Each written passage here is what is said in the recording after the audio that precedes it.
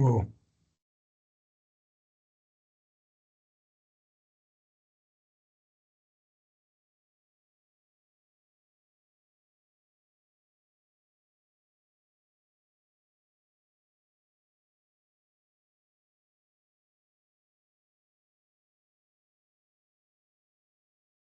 Sí se puede ver, doctor. ok.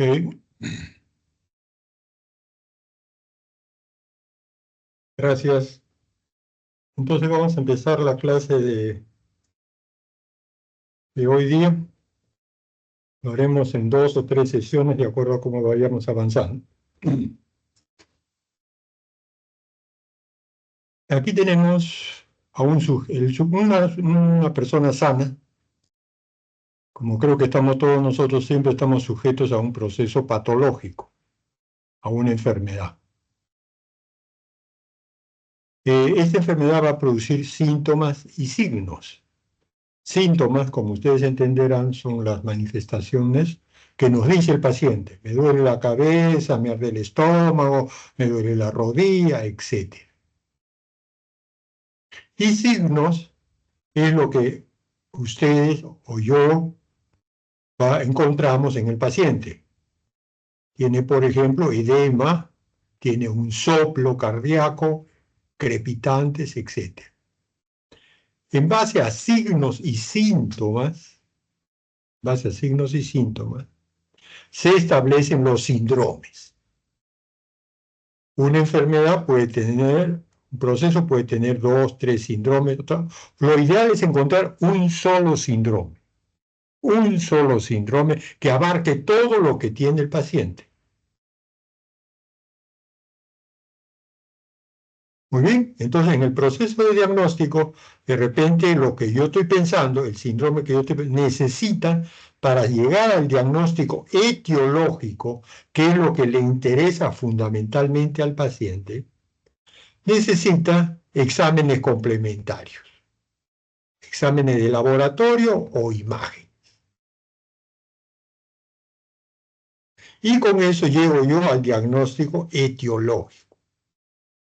Le voy a dar un tratamiento y como todos esperamos, pues ese tratamiento se espera la recuperación del paciente. ¿No? Hay lamentablemente unos casos en que tú llegas a este otro lado. Este tal vez el proceso ya de la práctica médica, pero en eso hay unos intermedios, que es así, que es lo que vamos a estudiar ahora, proceso o alteración fisiopatológica. O sea, lo que nos enseñaron, les enseñamos en fisiología. ¿Cómo se altera esa fisiología, ese normal funcionamiento? ¿Cómo se altera por este proceso patológico? En respiración se describen 3 alteraciones o procesos fisiopatológicos.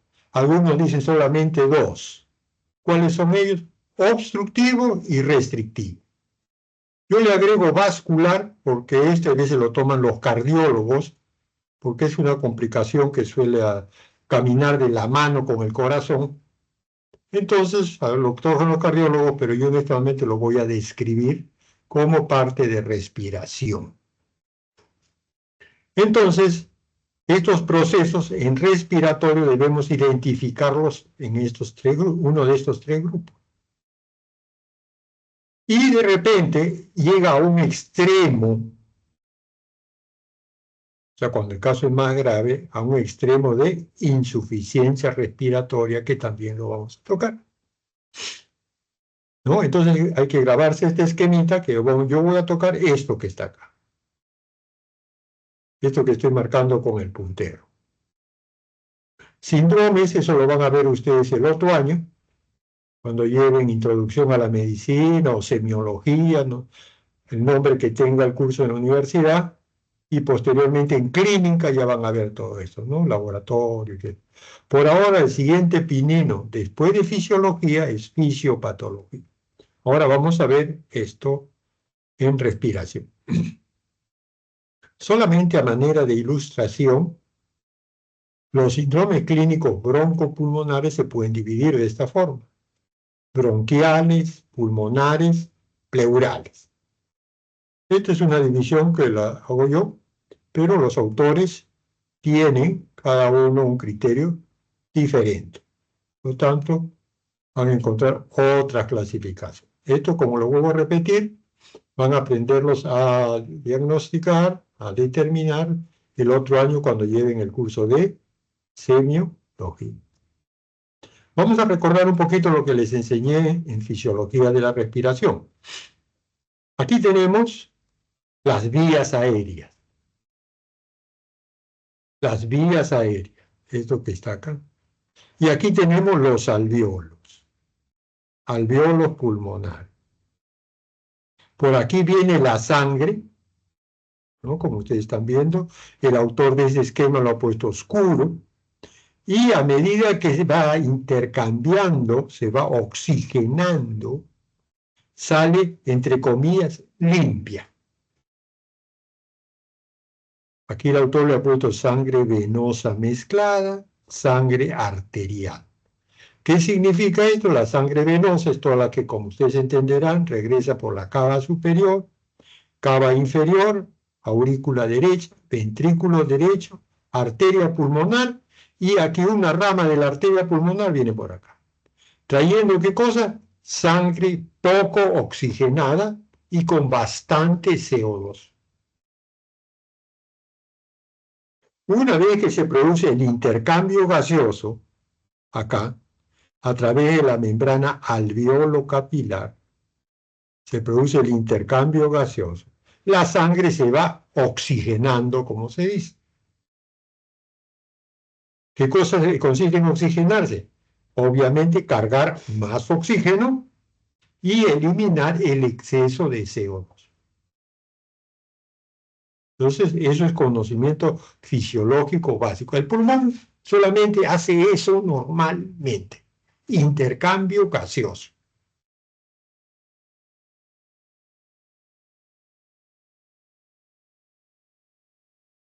Cuando ocurre un problema en las vías aéreas, esto que está acá, como vamos a describirlo después más detalladamente, vamos a tener una alteración fisiopatológica denominada obstructiva, obstructiva.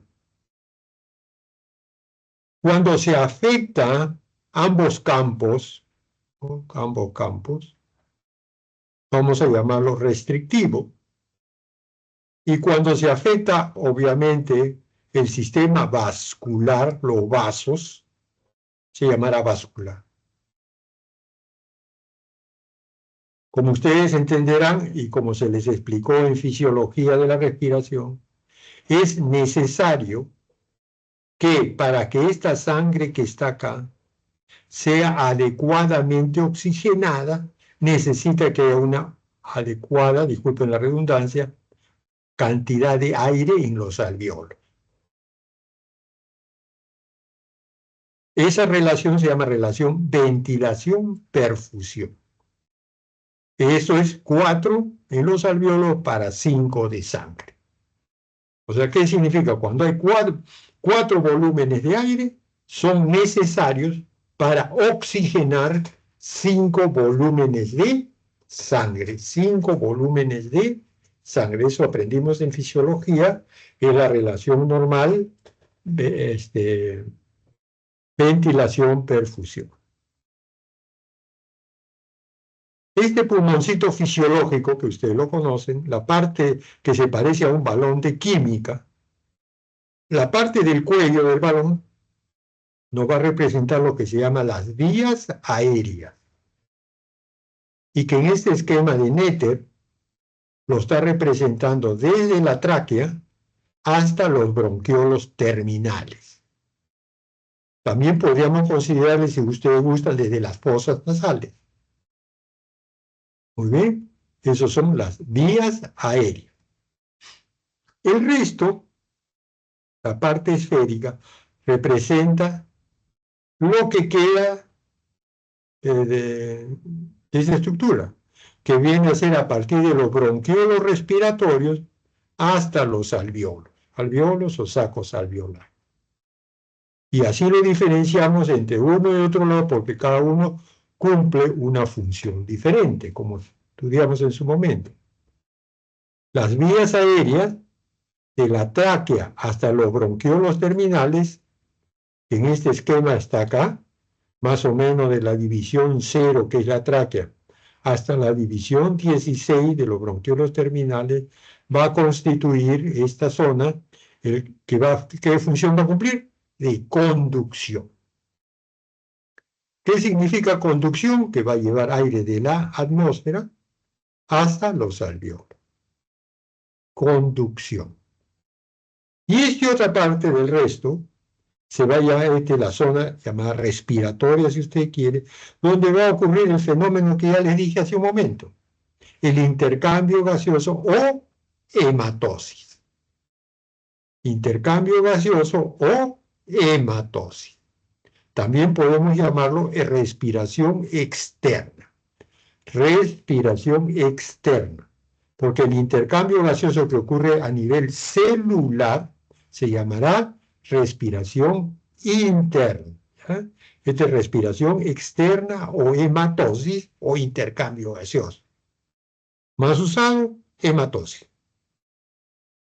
¿Dónde ocurren? Desde los bronquiolos respiratorios hasta los alvéolos.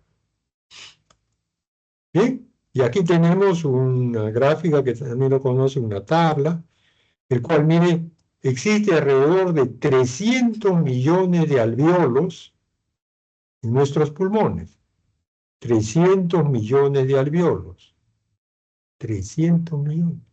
Si nosotros extendemos estos 300 millones de alvéolos, más o menos ocupa una superficie de 80 metros cuadrados. O sea, imagínense ustedes un terreno que tiene 8 metros por 10. Estirando todos los alvéolos lograríamos cubrir este terreno. Bueno, en toda esta superficie se realiza el intercambio gaseoso. Pero las vías aéreas no solo cumplen la función de conducción, como decíamos. Las otras funciones que cumplen las vías aéreas es la de humedecer, por ejemplo. El aire atmosférico puede ser, como ahora, en esta época Lima, muy húmeda, mucho vapor de agua. En verano baja un poco menos. En la sierra, el clima es seco. Seco no, que no tiene vapor de agua, sino que tiene mucho menos vapor de agua, casi la mitad de la de Lima. Y más seco todavía es, por ejemplo, el desierto de Atacama en Chile, donde casi existe solamente 2% de humedad. En Lima en este momento por lo menos será 97-98% de humedad relativa. Bueno, sea cual sea de los aires que usted esté respirando, ya sea húmedo o seco, entre comillas, en las vías aéreas se humedece al 100%. O sea que el aire que llega ya a los alvéolos está 100% humedecido. Lo mismo va a ocurrir con la temperatura. Sea cual sea la temperatura exterior, a nuestro alvéolo llega a 37 grados. Y, por último, de acuerdo al tamaño de la molécula, las vías aéreas van a purificar. Por ejemplo, las partículas del smog, cuando la gente que fuma, todos esos detritus que tiene el cigarro, todo eso se van reteniendo. Pero hay otras partículas tan pequeñas, como por ejemplo en el mismo cigarro, la nicotina, es tan pequeña la molécula que esa pasa a la sangre para llegar a los centros donde el interesado quiere que llegue para tener el placer de fumar.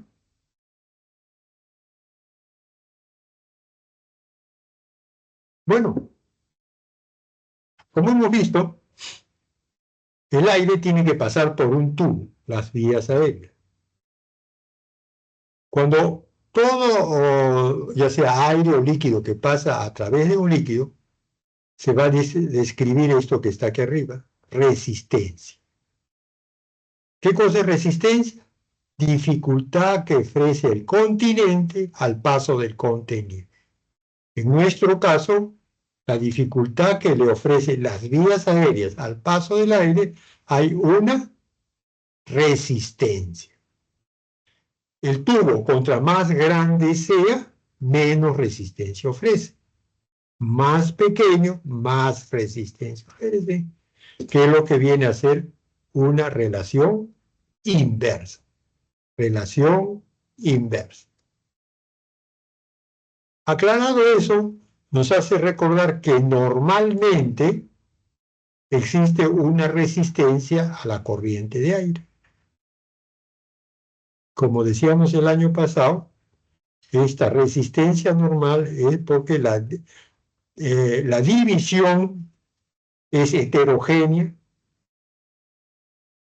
la ramificación es irregular, no es dicotómica ni simétrica, la luz no necesariamente es circular, ocurre frecuentemente cambios rápidos o lentos por el sistema nervioso vegetativo o por productos químicos, además de que las vías aéreas es un tubo flexible. Como es flexible, es distensible, extensible y comprensible. Esto lo estudiamos el año pasado, es normalmente. Actualmente todos nosotros, nuestras vías aéreas, ofrecen una resistencia al paso del aire. Lo que pasa es que no lo sentimos, ya estamos acostumbrados a ello. Pero en los procesos patológicos, ¿no? Cuando existe congestión, edema, infiltración, tamponamiento parcial o completo, cohesión de superficie, infiltración, etcétera, lo que ustedes están leyendo acá, ya viene el problema. Ya viene el problema que va a llevar a este proceso fisiopático. Y seguramente mucho por estas causas anteriores, lo que normalmente era un flujo laminar se vuelve un flujo turbulento. Se vuelve un flujo turbulento. Vamos a describir este esquemita. Lo que tenemos aquí alrededor de este tubo rojo, ¿no? ¿Qué cosa es? El tejido peribronquial. O sea, ¿qué cosa es esto? Un bronquio. Este tubo que está acá rojo es un bronquio. El tejido que está alrededor es el tejido peribronquial. Después viene la pared aérea, o sea, el propio bronquio. Y la parte central, la luz tubular, ¿no? La luz tubular. Que es más fácil de recordar. Quiero que miren esto lo que está acá es lo que acabamos de describir. Miren este tubo, qué cosa es lo que ha pasado. Parece igual, pero tiene algo acá. Tiene algo acá. Este tubo, creo que el diámetro externo es igual, pero el interno, miren cómo se ha disminuido por engrosamiento de la pared. Por engrosamiento de la pared. Y esto de acá, ¿qué estamos viendo? Que el tejido peritubular que se ha destruido, miren cómo está acá. Aquí está medio destruido. Entonces, este tejido peritubular que normalmente traccionaban, estiraban al tubo para que tenga un determinado diámetro, ahora ya no lo hace. Y el tubo, como es un tubo flexible, compresible y todas estas características, tiende a cerrársela. Entonces, ¿qué cosa es lo común que encontramos acá? ¿Mm? José Villanueva, ¿qué cosa es lo común que encontramos acá? ¿Estás o no, José?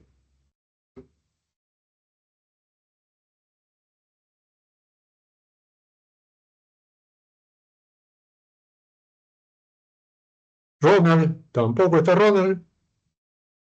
Ah, José, tipo José Villanueva está aquí. Bueno, lo común que encontramos en estos tres esquemas es que la luz tubular ha disminuido. La luz tubular ha disminuido. Esa es la característica de los procesos obstructivos. Disminución de la luz tubular. Y cuando disminuye la luz tubular, aumenta la resistencia al paso del aire. Entonces ahí sí ya tenemos dificultad, ya sentimos que nos falta aire.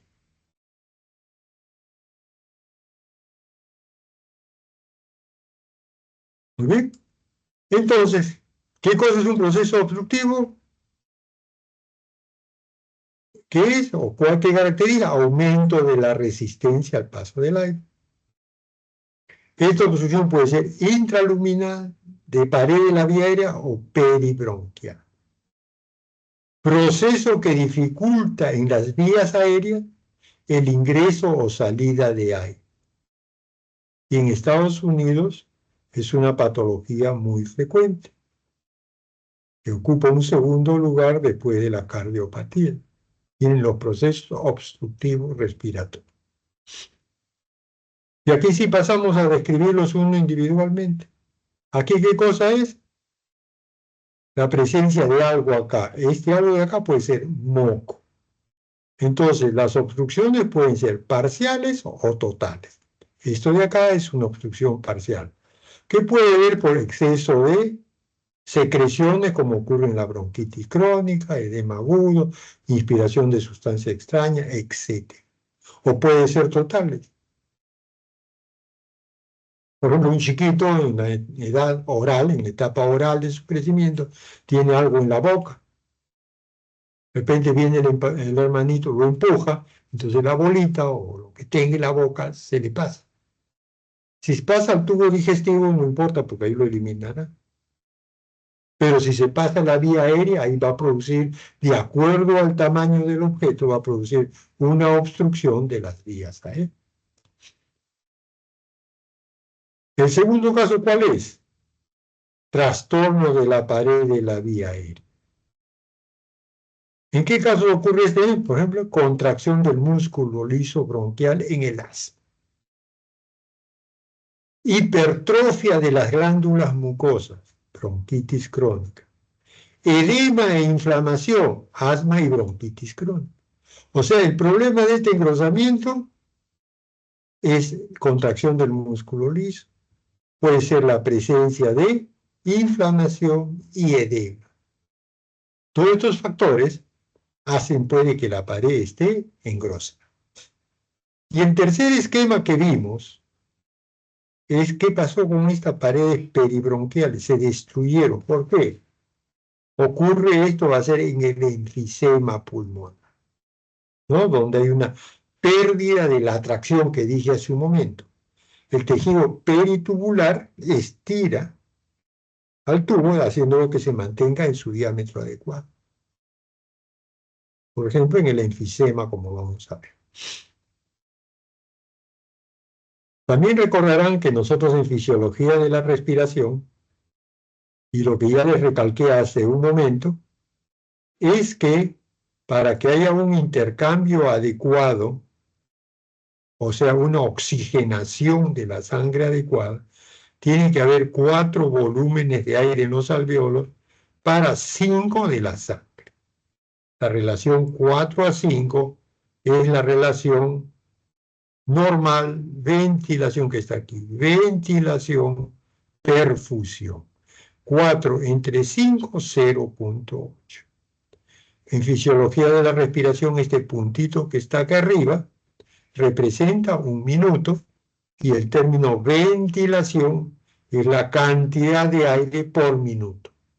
Lo mismo Q representa la cantidad de sangre que va a los tejidos y el puntito 1 minuto. Esto es normal. Relación normal, ventilación, perfusión. ¿Qué pasa en los procesos obstructivos? Ustedes han escuchado, se describe este término EPOC.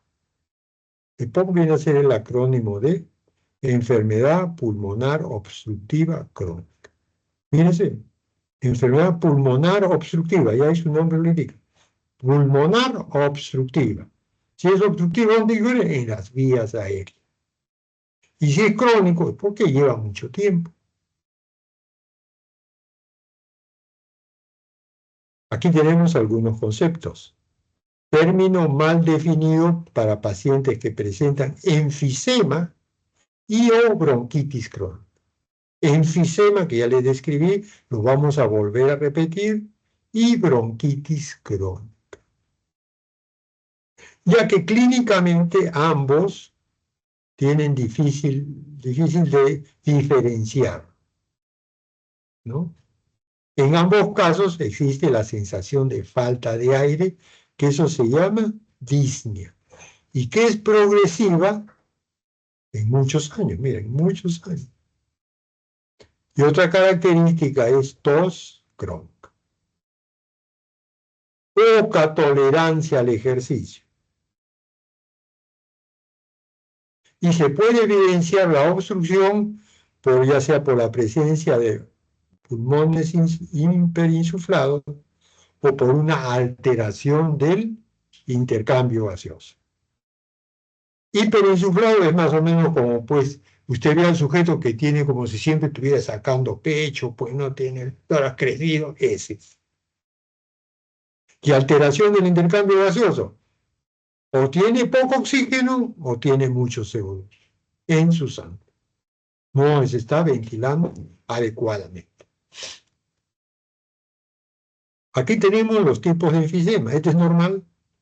Mire, parece una brócoli o una coliflor, lo normal. Pero cuando los bronquiolos terminales, que forman parte, aquí los bronquiolos respiratorios, se han dilatado, se han destruido, tenemos lo que se llama centro lobular, o sea, de un lobulillo se ha destruido solamente la parte central, centro lobular. Y cuando también se destruye la parte periférica, como estamos viendo en la figura de acá, entonces va a ser panlobulillar. Pan es total, todo el lobulillo está destruido, como ven. Ese es el enfisema. Creo que el esquema anterior, enfisema es esto, cuando se destruye el tejido peritubular. Enfisema, ¿no? Aquí tenemos, este es un corte normal, un corte histológico normal, y miren aquí cómo están rotas las paredes, ¿no? Es como si su casa, la que están en este momento, no existieran las paredes pues que tienen ahí.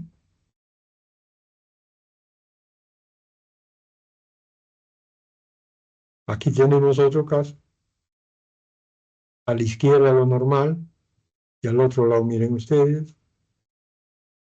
¿Qué cosa es enfisema? Distensión de los espacios aéreos distales al bronquiolo terminal. Destrucción de sus paredes. Esto se ve anatomopatológicamente. En el paciente vivo es presuntivo. Ya dijimos que había dos tipos, centrolobulillar y panlobulillar. El primero, el centrolobulillar, tiende a presentarse en los vértices y el panlobulillar en las bases. Pero cuando ya el estado es grave, es difícil distinguir porque ambos pueden coexistir. Entonces, centrolobulillar acá, en los vértices. Centrolobulillar en los vértices. Panlobulillar en las bases. Panlobulillar en las bases. Pero al destruirse las paredes, miren ustedes, en la pared no solamente, la pared también van vasos sanguíneos. Entonces, si los vasos se destruyen, perdón, si esa pared se destruye, incluye también destrucción de los vasos que están ahí. Y la sangre que circulaba por esos vasos, ¿por dónde van a ir? Tienen que buscarse otra vía. Imagínense muy simple, una calle, el que ustedes quieren, imagínense, lo cierran. ¿Qué tienen que hacer los vehículos? Buscar otras opciones. Las otras se congestionan. Igual ocurre aquí. Se cierra esta arteria, se cierra esta otra, se cierra aquí, se cierra allá. Entonces la sangre tiene que buscar por dónde ir. Pero cada vez hay menos sitio por dónde ir. Entonces el corazón derecho tiene que bombear por más fuerte para que pueda pasar la sangre. Y bombear más fuerte va a crear lo que está aquí, hipertensión de la arteria pulmonar. Hipertensión de la arteria pulmonar. Este incremento del trabajo del ventrículo derecho, con el tiempo lleva a tener una hipertrofia ventricular derecha. O sea, el ventrículo derecho, pues de tanto esfuerzo que hace, como si estuviera haciendo pesas, ¿no? Entonces, le hipertrofia su hipertrofia ventricular derecha.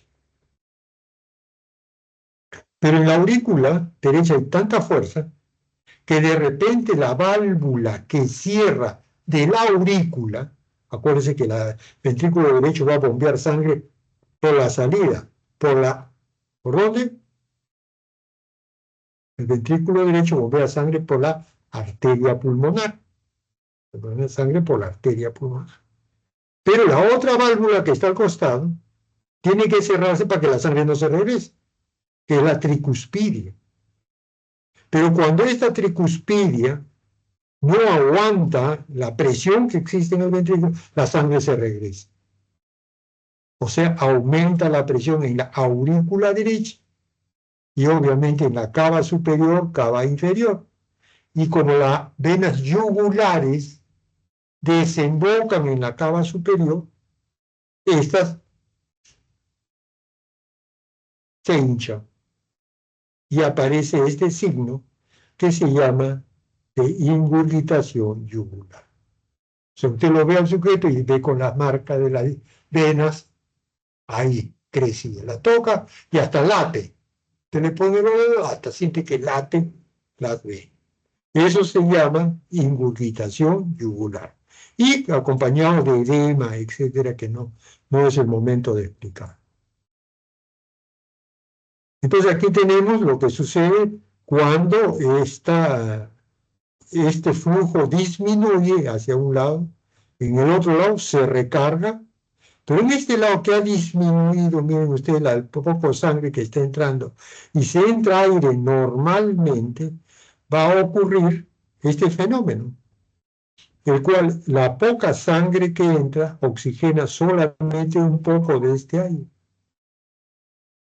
Y la mayor parte del aire que entra no tiene con quién intercambiar. Entra igual, entra y sale igual.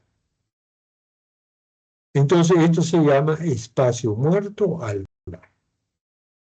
Espacio muerto alveolar. ¿No? Y aquí tenemos en los casos de enfisema cómo se ven radiográficamente, ¿no? Hiperinsuflación, diafragma bajo, mira aquí tenemos el diafragma acá, aquí un diafragma medio plano, mediastino estrecho, miren, mediastino estrecho, mediastino aquí otra cosa, y radiotransparencia aumentada que aquí no se nota. ¿Cuál es el otro componente del EPOC? La bronquitis crónica. Poco diferente. La bronquitis crónica se caracteriza por producción excesiva de moco, casi diaria, dura mucho tiempo, miren, 3 meses, por lo menos 2 años sucesivos. ¿Y cuál es la anatomía patológica? Hipertrofia de las glándulas mucosas, que va a producir una excesiva cantidad de moco, y estos mocos pueden producir tapones semisólidos. Con el tiempo, este proceso inflamatorio trae granulación y fibrosis peribronquial. Granulación y fibrosis. Ustedes saben, todos los procesos crónicos llevan a fibrosis. Y no es de extrañar que la bronquitis crónica lleve a este estado.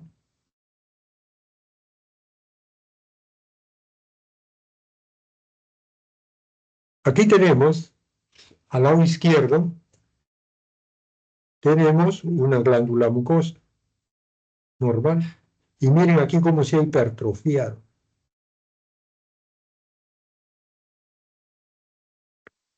Esta glándula mucosa se ha descrito un índice, el índice de Ritt, el cual es una proporción entre el ancho de la glándula contra el de la pared bronquial. O sea, BC contra AD, contra el total. Lo normal es 0,4. O sea, esto nunca debe ser mayor del 40% de la pared. Entonces, imagínense en este caso de acá. Acá, el índice de Ritt puede considerar 20%. Esto de acá está menos, ¿ves? Y aquí miren ustedes, todo este es el ancho de la glándula. O sea, más o menos un 70%. Ese es el índice de Ritt. En el caso de la bronquitis crónica ocurre lo contrario. Miren, hay un estrechamiento de la luz. Entonces, el poco aire que entra acá, solamente oxigena un poco de la sangre que va acá. Un poco. Lo oxigena bien, esta sale limpia. El resto de sangre no tiene con quién intercambiar, sale igual. ¿Cómo se llama esto? Derivación o shunt pulmonar. Derivación o shunt pulmonar. Obviamente pulmonar porque ocurre en el pulmón. Porque también existe un shunt cardíaco. Ya es otra cosa. Muy bien.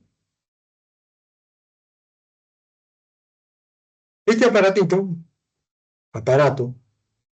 es un espirógrafo o espirómetro que sirve para medir los volúmenes y capacidades pulmonares. En la facultad no existe ni siquiera es ultramoderno, es un poquito más moderno de lo que tenemos en la facultad, que son estos que están acá.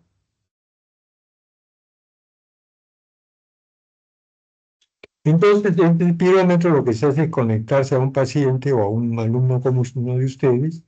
Entonces, cada vez que usted expira, o sea, bota aire a la campana se eleva porque esta campana está flotando en agua, sube y el lapicito que está aquí en la pluma, ¿qué va a hacer? Baja. Por eso que en el esquema siempre todo lo que está línea abajo son expiración. Esto que está aquí es una expiración. Y cuando usted hace lo contrario, toma aire, inspira, le quita aire a la campana. Entonces el lapicito sube. Entonces todo lo que es arriba, inspiración, y abajo es expiración. ¿Bien? ¿Qué pasa cuando yo lleno bien mis pulmones de aire? Bien lleno, hasta acá. Y después lo boto, todo lo que pueda, hasta que ya hasta el último conchito ya no puedo botar más. Ese volumen de aire que he botado, miren la gráfica va hacia abajo, se llama capacidad vital. Ahí está. Capacidad vital. Muy bien, entonces hay que recordar esto. Si yo ahora hago este trazado en un alumno, el que sea, en una gráfica, un papel milimetrado, le digo, primero hago que respire normal. Aquí está respirando normal. Aquí le digo, llena bien tus pulmones de aire, bien, bien lleno. Y después digo, bota rápido, ¿no? Expulsa rápido, expira rápido, va a replicar esta gráfica, que yo la estoy señalando acá. ¿Cómo se llama este? Primero, el aire que estoy botando, ¿cómo se llama? Capacidad vital. Pero esto de aquí a acá hay un segundo, de aquí a aquí hay otro segundo y de aquí a aquí hay otro segundo. O sea, lo voy a medir qué pasa en cada segundo. Entonces voy a determinar qué es la capacidad vital cronometrada. Capacidad vital cronometrada. Entonces, como ya vimos el año pasado, lo normal es votar en el primer segundo de 80 a 86% de la capacidad vital. En el segundo segundo, del 87 a 92, y en el tercer sujeto estas cantidades. En 3 segundos no se logra botar todo el aire que podemos botar. No importa, pero el test termina a los 3 segundos. 1, 2, 3. Ahí se acabó. Y la máquina ha graficado la curva que ustedes están viendo en la pantalla. Cada una de estas etapas se llama volumen expiratorio forzado, volumen expiratorio forzado, 1, primer segundo, 2, segundo segundo, 3, tercer segundo. Y estos son sus valores normales. Ahora, imagínense ustedes que el tubo, las vías aéreas están obstruidas. Entonces, ¿qué cosa va a salir? ¿Más rápido o más despacio vamos a botar ahí? Por lógica, tiene que ser más despacio. Entonces ya esta curva, esta línea, ya no va a tener esta pendiente, sino como vamos a ver aquí, va a tener lo que se muestra acá. Esto está la capacidad vital, que en este caso es 5 litros. En el primer segundo, este paciente bota 4 litros y total, ¿qué porcentaje ha botado? 80%. Tiene un proceso obstructivo. ¿Cuánto es su capacidad vital? 3.1, o sea, está aquí 3.1. En el primer segundo, ¿cuánto ha votado? Solamente 1.3. ¿Cuánto es 1.3? 3.1, 42%. Obstrucción. ¿Sí? La línea que aquí tiene esta pendiente tiende a hacerse más horizontal. Esta pendiente tiende a hacerse más horizontal. Este aparatito que está acá, que se llama pletismógrafo corporal, da la impresión pues que es una de estas cabinas telefónicas de antes, pues de mi época. No, obviamente no existía celulares, entonces uno entraba ahí para hablar por teléfono. ¿Sí? Si ustedes hablan con su abuelito, con su papá, les puede contar que existían unas cabinas algo parecidas a eso, ¿no? ¿Qué cosa grafica esto? Esto grafica el volumen contra el flujo. El volumen contra el flujo. Es volumen, flujo. Normal. Todos nosotros aparentemente estamos acá e inspiramos. Esta línea de aquí abajo. Expiramos. Ahí está. Ese es lo normal. Miren, la inspiración tiene esta forma, como una campana, o media naranja si ustedes quieren. Y aquí la expiración. Como mostramos en la figura al principio, el primer segundo se bota bien rápido. Al botar bien rápido al inicio, marca esta línea. Y después botando un poco más despacio, hasta el último. Eso se grafica en el pletismógrafo corporal, que es una cámara cerrada, hermética, donde a usted se le conecta un tubo, inclusive para el corazón, y varias cosas sirve pues el aparato. Entonces, en un EPOC que estamos describiendo, ya sea bronquitis crónica o enfisema, se describe este tipo de gráfica. Y si usted tiene obstrucción de las vías aéreas, por ejemplo, un cáncer de laringe o un cáncer de un bronquio, describe este otro tipo de línea. T rojo, ¿no? Todo lo que está representado T rojo. Es en el pletismógrafo corporal. Bueno,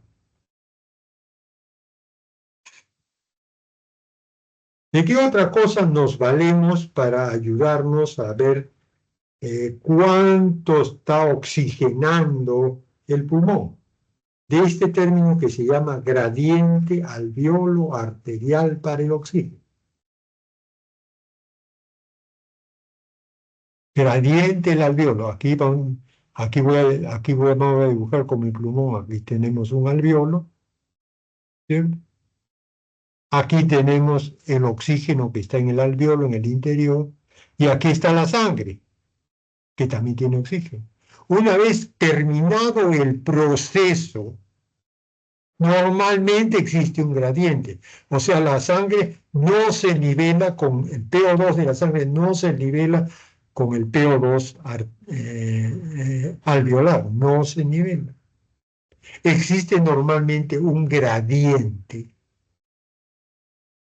Tomar aire de los alveolos es fácil con el aparato esto que tenemos ahí, pero sangre no vamos a punzar el pulmón, pues.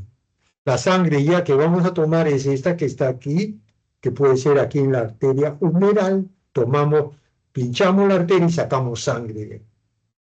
Y esa sangre que estamos sacando de la arteria es que ha venido pues, por la aorta, ventrículo izquierdo y todo eso, que viene desde el pulmón. Ahí no ha sufrido merma de oxígeno. Bueno, cuando comparamos esto, existe normal un gradiente. Y aquí tenemos dos fórmulas que se usan en medicina y que difieren una del otro, va a ser número diferente. Vamos a suponer que el paciente tenga 60 años, 60 por 21 sale más o menos 6 por 2, 12, un poco de 14, más 2.5, 16.5 normal, alveolo, arteria. Y con esta fórmula sale un poquito más. 60 entre 4, 15, 15 más 4, 19. Hasta 19 milímetros de mercurio de gradiente, como normales. Esto no necesita uno calcularlo porque en el aparato que ustedes mire gases en sangre, ahora le bota ahí este resultado. Lo único que tiene que hacer es interpretar.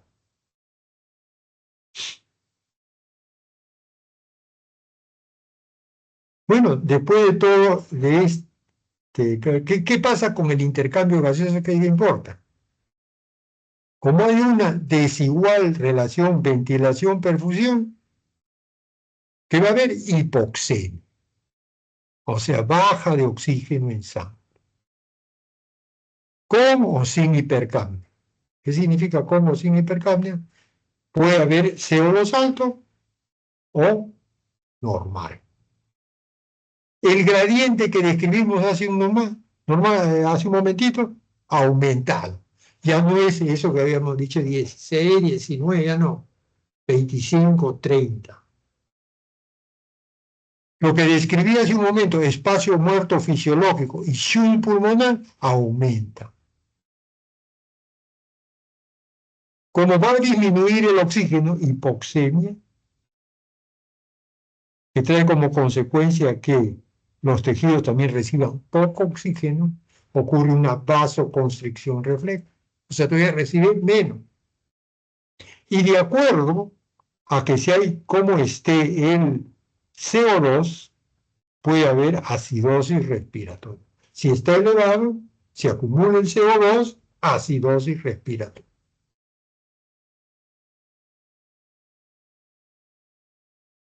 La relación normal, ventilación-perfusión, caminan así normalmente, de la mano, ¿no? Cuando, por ejemplo, una pareja está muy bien, van de la manito para arriba y para abajo. Pero cuando ocurre una desavenencia, puede ocurrir esto. Pues miren ustedes, como en el caso del EPOC A, la perfusión, miren ustedes, camina de esta forma, y la ventilación camina de esta otra forma. O sea que, mira, va a haber sitios donde están ventilados, o sea, no hay sangre. Entonces ya no está bien. O como ocurre en este otro esquema, en la cual hay sangre, acá, hay sangre, pero no hay aire. Miren, el aire está por aquí abajo. No hay aire. Tampoco, pues ahí. No hay armonía como aquí. Acuérdense que una relación ventilación-perfusión tiene que ser así. 4 de aire para 5 de sangre. 4 de aire para 5 de sangre. Cuando hay desavenencias como esta, entonces ocurre uno u otro. Epoc A, Epoc B. ¿Cuál es el Epoc B? O sea, vamos a empezar mejor por este acá. El Epoc B, este que está acá. Es un tipo que tiene tos frecuente con esputo. Volumen torácico poco, nada de incremento, a menudo cianosis, etc. Y este más clínica, solamente para ilustrar brevemente, es el clásico cuadro del fumador crónico. Tose y tose, tose, tose y esputo, que generalmente es del fumador crónico. En cambio, en el caso del enfisema, tenemos aquí esto, el soplador rosado, ¿no? Disnea que aumenta durante años, etcétera, etcétera, etcétera. Y este más clínico. Sin embargo, que ustedes dirán, pero doctor, ahí es fácil de diferenciarlo. Pero este es en el papel, pues. A la hora que está usted con el paciente adelante, pucha, no, es difícil diferenciar. Por eso que mejor se ha llamado EPOC y más o menos dos tendencias, tipo A, tipo B. No puede decir, no, este es un enfisema, no, este es una bronquitis crónica. No está bien. Y el ejemplo bandera del proceso obstructivo es el asma bronquial. Posiblemente algunos de ustedes tengan este problema. Y ahora, con este invierno, está con mayores accesos. Tiene que usar mayor veces el inhalador. ¿Qué es el asma? Un aumento de la reactividad de las vías aéreas a diferentes estímulos. Por ejemplo, el humo, por poner ya humo de tabaco. A mí de repente no me hace nada. Bueno, sienta pues el humo, no me, de repente me molesta. Pero hay otros que no se le produce vasoconstricción. O cualquier otra cosa, ¿no? Por ejemplo, en el asma se dice de que en invierno los alergenos vienen más fácilmente, entran más fácilmente al pulmón por la humedad. La humedad ambiental es un buen transporte de alergenos. Y como está más húmedo el ambiente, entonces más fácilmente viene el alergeno. Y un ejemplo que si ustedes quieren para ilustrar, por ejemplo, mi hija cuando estaba aquí en Lima, en esta época, pues ella no sufría de asma, sino de rinitis alérgica, algo parecido. Cada vez que venía la humedad, cuando se levantaba, los estornudos ahí como metralleta, estornudo y estornudo está. Ahora vive en un clima seco, desapareció. Ya no vive. Estrechamiento generalizado de las vías aéreas de severidad variable. ¿Cuál es la anatomopatología? Hipertrofia de los músculos bronquiales. El proceso alérgico produce que el músculo liso de los bronquios se contrae, disminuye la. Hay infiltración de eosinófilo. Como es alérgico, eosinófilo. Mayor producción de moco. Como es inflamatorio, produce más moco. Pegajoso, de movimiento lento y mayor cantidad. Esto que puede producir hasta cierto tapones, ¿no? Que son expectorados, ahí se quedan y tapan algún sitio. Con el tiempo hay una fibrosis subepitelial y que trae una remodelación de la anatomía, microanatomía pulmonar. Y estos eosinófilos están en el esputo. En algunos casos se han descrito con aspecto color amarillento como si fuera pus. Aquí tenemos, miren lo que sucede en el asma, miren. Esto es normal, miren lo que sucede en el asma. Moco en la vía aérea, edema de la mucosa, aumento de glándulas mucosas, músculo hipertrofiado. Todo esto, miren ustedes, trae como consecuencia, miren la luz que tenemos acá, lo que estoy señalando con mi puntero. Miren acá la luz que tenemos. Y miren acá. Ese es el asma. Bueno, pues el asma se caracteriza por los antígenos, estos alergenos que decíamos de momento. Van a actuar sobre inmunoglobulina E y estos complejos antígeno-anticuerpos actúan sobre mastocitos, produciendo todos estos elementos, que van a traer como consecuencia lo que describimos hace un momento, eso que está aquí. A grosso modo, pues, ¿no? Este no es clase de asma, entonces no podemos estar hablando tan específicamente. Y si graficamos esto, este es normal de esta persona, y este es cuando tiene el acceso asmático. Miren la capacidad vital, cómo ha disminuido. ¿Y qué ha aumentado? El volumen residual. ¿Por qué? Escúchenme bien.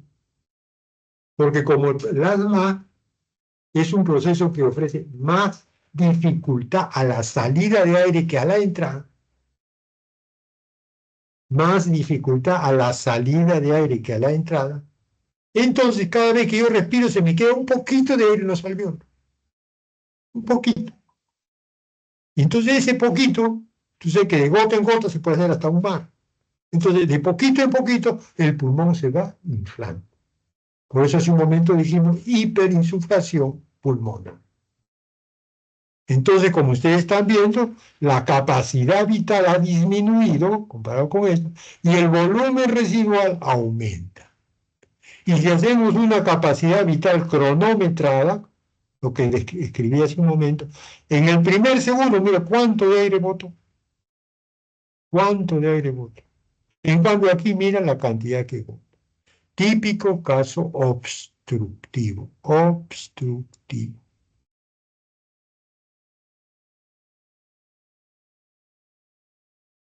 Ya terminamos en un minuto más para descansar. Aquí está lo que les dije, aumento del volumen residual, atrapamiento de aire. Ya les dije por qué razón, porque cada vez que expiramos nos quedamos con un poquito de aire. Ese poquito va haciendo un mar, el pulmón se va creciendo. Y aumento de la resistencia en las vías aéreas por disminución del algo. Aquí ya he establecido qué criterios de severidad se hacen en base al volumen expiratorio forzado en el primer segundo. Se hace criterio de severidad del proceso.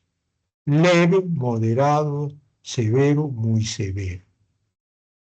Y criterio de reversibilidad. Cuando usted usa lo que ahora es una maravilla, un broncodilatador que ya va a actuar directamente, entonces usted puede tener qué criterio de reversibilidad tiene. Siempre guiado por el volumen expiratorio forzado en un minuto. Si tiene reversibilidad leve, moderada o grande.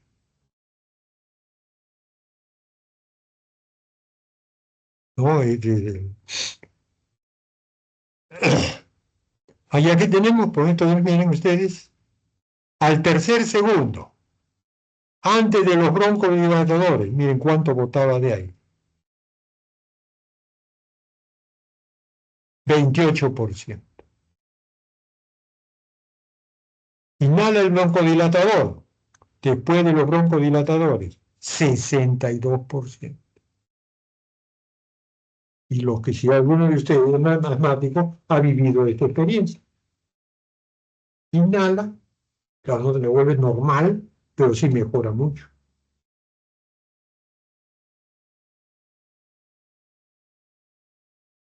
Paranormal, que es esta cantidad, porque es normal.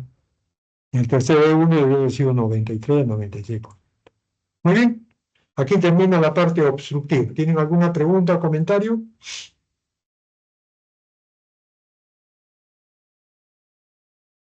Bueno, entonces acá descansamos unos, es 3:10 en mi reloj, será pues unos 10 minutos, 15 minutos. ¿Está bien, delegada? Está bien, doctor. Voy a detener la grabación hasta aquí. Muy bien.